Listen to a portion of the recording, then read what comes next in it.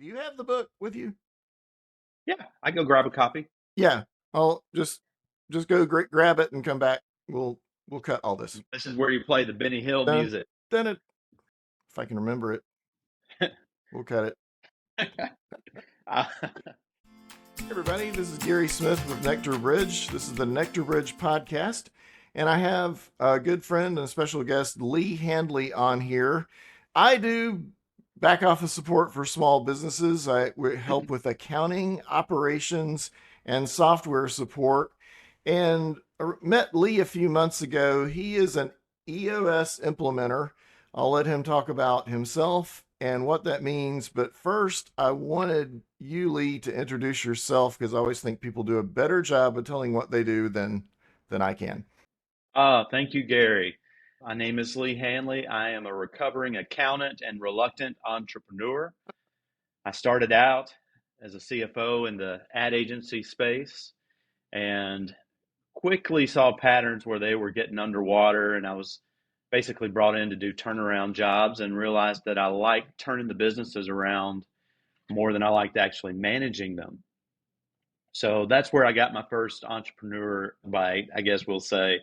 I started a consulting company around 2008, just designed to implement my best practices to ad agencies around the world, worked with about 160 leadership teams during that time, all around the world. The second company I started was a local brewery, Trim Tab. That was more of the bootstrapping, typical entrepreneurial business that you think of.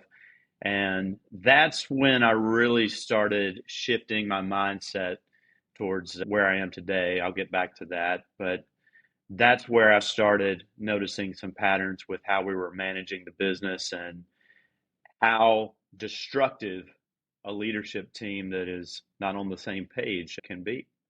So plant that seed. Around 2019, I had a client in Miami ask me if I'd read this book called Traction. And I knew I'd better read that before I show up and try to help them with their business. I read it and it stopped me in my tracks. I mean, it highlighted all the issues that I had with the brewery. It named for me all the issues I had with being a consultant, the guy with all the answers. Right. Yeah, I realized it was time to switch teams. Yeah. And it took me longer than it should have to realize that you could actually implement EOS professionally Yeah. instead of. Mhm. Can I want to jump in and ask a couple of questions, sweep a couple of corners with what you've described so far. First, when you Yes, describe going into the brewery or starting the brewery, and I believe you had some partners with that as well, right? The that's right. the other experience you described was, service businesses, web agencies, and then doing consulting for web agencies. Had you done any retail, restaurant, product business? Because the brewery obviously has a tap room, they do canning, they have they have trucks, they have all kinds of physical product things going on. And had you had any experience with that before, or did some of your partners? Absolute zero experience. Okay. I'm more of a, to use the EOS language, more of a visionary mindset. I get focused on a goal and I see nothing else and I just run towards that goal as hard as I can. Nothing gets in the way. I deal with the aftermath after. So I had zero experience outside of professional services. I just knew that we needed to raise money, we needed a building, we needed a brand, we needed a product. And so that's where my focus was. I got you. So my second question, which actually does kind of segue, and you're already laying the foundation for what got you into EOS with that client who mentions the book. And I'll share Mhm. my experience too. Both before and after I met you, I have also talked to clients who say, have you heard of EOS? Or, EOS gets into the discussion. My own first exposure Mhm. to EOS, which was very fleeting and shallow, frankly, but I met somebody who was an EOS implementer, I'll just say around 2010, 2012, and we didn't get very far. I actually recommended that the owners of the business I was working for talk to him, but they didn't really take me up on the suggestion.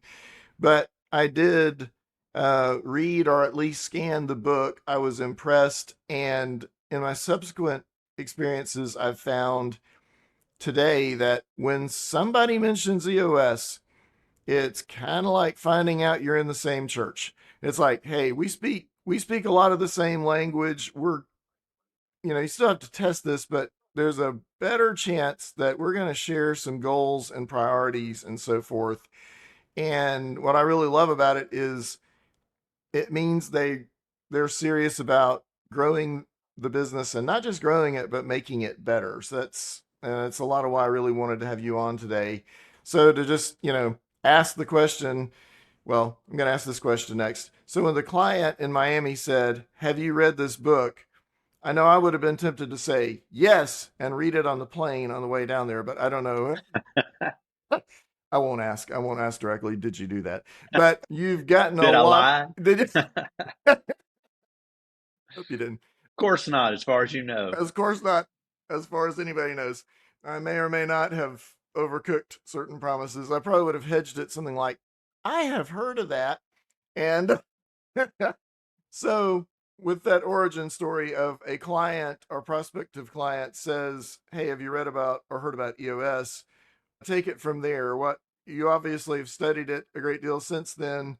Describe what EOS is in a little more detail, and how has it helped you deliver value to your clients? Well, Gary, I think you said it well. You said speaking the same language. And I think, on that trusty flight to Miami, I'm reading the book. The aha moment was it gave a common language to the things that were in my head, the things that are in every person's head, Right. the simple time honored tools of accountability, execution, vision, team health. It gives you a name for them. And when it does, when that happens, now you have a way, it becomes portable. You have a way to transfer it, to delegate it, to teach it. None of the things that we talk about in EOS are theoretical. They're all practical. They're not complicated. Anyone can do it. And I think that's when I started falling in love with it for those reasons. What is EOS? The other thing I liked about it is it's a complete system. This was giving me something that can cover any aspect of an ad agency at the time. I work with any type of business, but at the time it was ad agencies, and I was more focused on the operations, the back office, the tech side, but this covered everything. Now we've got a complete solution. And then, just as I mentioned, it gives a common language that we can all share for simple, proven, practical tools. And that really, really stuck the landing with me. From there, you start to see, well, why would you need that? Well, it's to help you get what you want out of your business. Okay. And I never really thought about it that way. Absolutely. I feel like Johnny Carson, there's a higher tech way of doing this. Like I could have put a graphic up on the screen, but Lee, show the copy of the book because everybody's probably seen this in the hand model here. Everybody's probably seen this book in a bookstore. It's extremely popular, and a lot of people have simply read the book, and you call it self implementing. Basically, the book provides the complete recipe, but I would like to talk about what happens like if I, as a business with say 15, 20 people, million or so in revenue, and I come to you and say, Lee, how do I get started on this? What is Lee's process for implementing EOS for a client? Well, I actually show the client how they can do it on their own. We don't have any secrets. Again, everything we do is super simple. I'll show you exactly how the system works Okay. and how to implement it. It's like a chef inviting you into the restaurant. Um, I tell them it takes about 90 minutes. I need your team, the leadership team, present, and we're going to decide if this is a fit. The goal of meeting is figuring out, is this going to work for you and your business? Do you have the commitment and discipline to really, really drive and execute results? And then I show you exactly how we put the system in place step by step. Okay. Yeah. And you, as I understand it, if the client does agree to this and it is a fit, then Hmm. The sort of the architecture of EOS in a proper implementation cycle is a series of meetings that leadership has to buy into, and talk about how some of those subsequent meetings would flow. We meet about 5 times a year to help you grow in the EOS system, to get you running on EOS. So the first commitment you're making is just to the first day. We call it the focus day. And this is where we lay the foundation for accountability and execution. So we talked about common language. We first start implementing that common language. We call it, it's a concept called hitting the ceiling. We show you and the leadership team how to break through that ceiling using the 5 leadership abilities. Once that is in place, this is a building process. So once that foundation is laid, we build the structure of your business using a tool called the accountability chart. This is something we talk about in that first preliminary free session. After you've laid that first structural element down, now you're in a position to think as a team, what are the biggest priorities that are important to this business over the next 90 days? Those are called your rocks. So we'll go through your first run of rocks. After that, we got to make sure, well, how are we going to keep you on track week to week? I'm going to introduce the EOS meeting pulse to show you how to have a great meeting that actually matters and actually gets things done and you'll actually look forward to. And then if there's time, I tell the team, we'll do a first run at your scorecard. How do we know that we're on track or off track week to week? I want everyone leaving the weekly meeting knowing, how do I win this week? That's the first day. Now we give you 30 days to work with those foundational elements before we come back for our second day. We call that vision building day one. First part of the day is spent rehashing the focus day, making sure we answer questions, iron out the kinks or the bugs. Then we start to dive into the vision, getting you all on the same page with where are we going as a business, how are we going to get there. We usually get through about 3 of 8 questions that day. Give you another 30 days to work in the business. Come back for a session we call Vision Day 2. This is the last day in the foundational series of sessions that we have. Again, we look back on the first 60 days, make sure we've ironed out the kinks and the bugs, and then we complete the vision for your business. So that at the end of 60 days, we've met 3 times, you're ready to roll. After those first 3 sessions, we're just meeting every single quarter. I'm your accountability partner. I'm your teacher, your facilitator, your coach. I'm helping you get stronger in the fundamental elements of your business. One of the things, and I'll focus on that 90-day rhythm once you've gotten settled in, once you've gotten through the first part of implementation.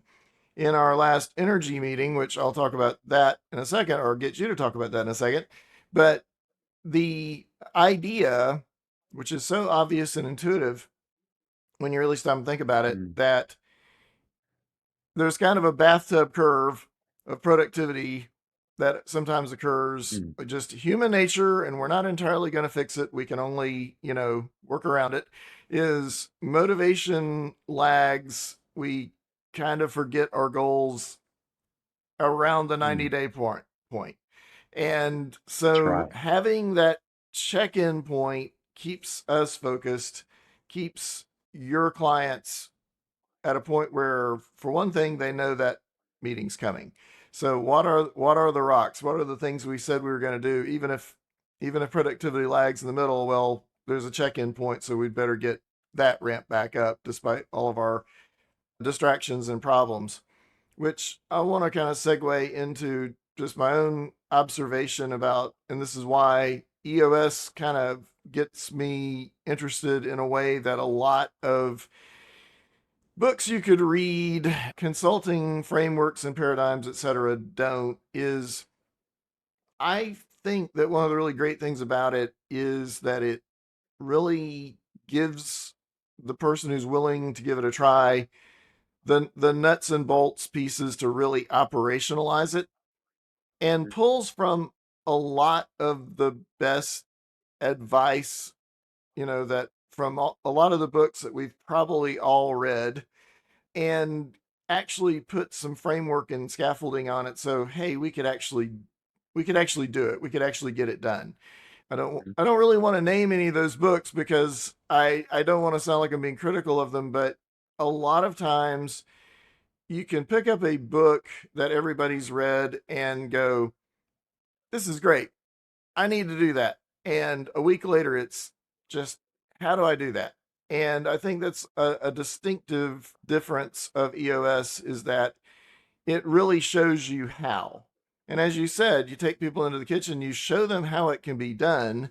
I think the advantage of hiring somebody like you is simply that number one, you've done it hundreds of times and or thousands of times, and that so you know where the pardon the pun, but you know where the rocks are, as in the rocks under the waves, and you can. It's also just outsourcing some of the work of doing it because doing it right does take a lot of work. But before we get to the ENRG meetings, I wanted to talk about something that you and I talked about before we started recording, and that is your role is the implementer. This is a little bit of EOS vocabulary, but there's also a role, the integrator. And I want to talk a little bit about that. The two, kind of leading roles at a company, and this tends to be true whether you're in EOS or not, but EOS recognizes it. Most companies have a visionary and an integrator. So talk about that a little bit. You got it. Yeah. Yeah, that's something really unique about EOS is we name the relationship of visionary and integrator and see that they're actually two distinct personality profiles. That was something that I had never heard of, and it made perfect sense, especially when I applied it to my brewery and businesses that I've worked with in the past. What we try to see is you've got these two separate roles. The integrator are the boots on the ground. They're the glue that holds everything together. They set the drum that everyone is marching towards or marching to. They make sure that all the major functions of the business are working well together and aligned towards the long-term greater good. They make it happen. The visionary, by contrast, lives at 30,000 feet. They're more responsible for creative problem solving, culture, big ideas. They don't really, it's not the best use of their energy to be on the ground, in the weeds, managing conflict. They're just not good at that. It drains them, and it's hard for them to keep that kind of energy going for any extended period of time. By recognizing those two different relationships, we solve a lot of problems and we actually harness the best parts of each type of personality. We say together that the two components are extremely volatile, but if you mix them together the right way, they're rocket fuel. We've got a book named just that to describe those relationships. Absolutely. Yeah, I would just add the implementer is a separate role. That's just your facilitator.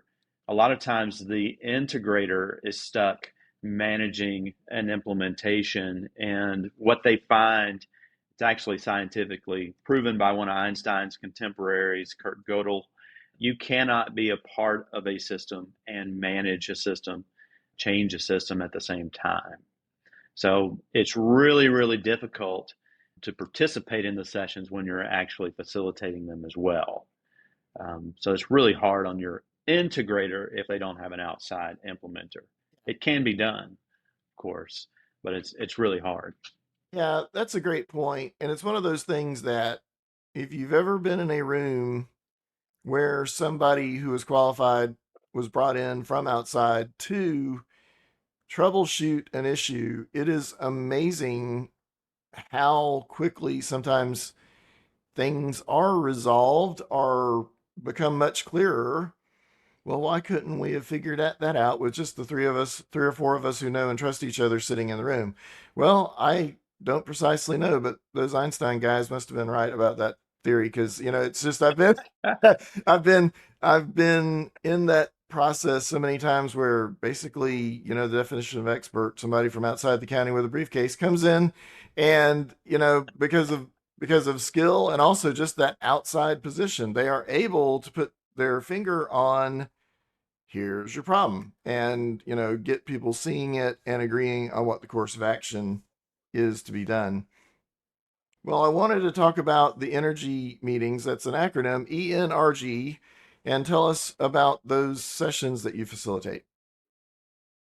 Yeah, so ENRG, Energy Entrepreneurial Networking Resource Group, or EOS Networking Resource Group, we designed this to have an EOS styled meeting, a 90-minute meeting, to be a home for anyone that is on the EOS spectrum, from curious to self-implementing to on an implementer-led EOS team. We need there to be a space for, anyone can be in the system. I want anyone that wants to be a part of EOS to have a resource that's available to them. We come together, show them what a well-run meeting looks like. Every meeting has the same agenda, just like an EOS. And the main component, the takeaways are, first, we're going to do an EOS tool. We're going to make sure you have an implementer-led teaching of an EOS tool. But the large part of the meeting is peer advisory. The EOS term for that is IDS, or issues solving. But I want the business leaders in a room being open, honest, and vulnerable with themselves, going through the EOS process of solving issues. And there's just so much power in getting it out of your head, out of your heart, out for the room, and then get different perspectives. It's hard to stay curious about your own issues that you have, but when we get other people that share their experiences, you know, we usually get a lot better results. And there's just some therapy, right? And Right. getting it out and realizing you're not alone. Yeah, and I've been to a couple of your sessions and hope to be a regular. And it's a great bunch of people, really motivated. And, the benefits you describe, and they start with just saying things out loud sometimes. There's a thing that is done in software development, sometimes called rubber duck coding, where you put a rubber duck in front of you and you start talking about your problem. Like, why didn't this work? It's supposed to call that. And it says, oh, you know so there's sometimes some value in just talking out loud, but clearly the big value is talking to other smart people who have similar challenges, who also run businesses. So I've personally gotten a lot of value out of that. I've seen others in that meeting do the Mm, same. thank you. When do those occur? Well, as you know, as a member, the scheduling, we've been playing around with Okay, different cadences to align to schedules. But you're breaking the scoop on this, but Lee's we're being looking at kind. doing I should have known that, but didn't. Okay, so we're playing around with the schedule a little we're bit. looking at the We're looking at the first Wednesday of the month. We're going to see how we've got that aligned with another local group, Birmingham AI, Okay, that's and right. just feel like bringing in that energy really helps our energy meeting. Okay. And we will put in the show notes a link so that certainly you can find Lee, hire Lee, find out when these energy meetings are as Lee looks at the schedule, and that may vary a little bit over the next couple of months, but it is well worth your time. A lot of my audience is Huntsville, so if you're in Huntsville, it's about an hour and a half drive to get to the meeting spot, and all that again will be in the show notes. Well, Lee, what I always like to ask at this juncture is there anything you wish I'd asked you? Oh my goodness. Well, you covered a lot of great things that I didn't even expect. Okay. And so it was really great. You talked about the common language, you talked about the different levels of human energy that present themselves in the life cycle of an organization, the 90 Yeah. day world. Yeah. And I thought that was great. I'm grateful. You do a lot of great work. I'm really glad that we've been working together over the past couple of months. And I'm really grateful for your participation and energy. You bring a lot to the table. Thanks. I appreciate that. Lee, thanks for being on, and we appreciate it. Look forward to talking to you again soon. Can't wait.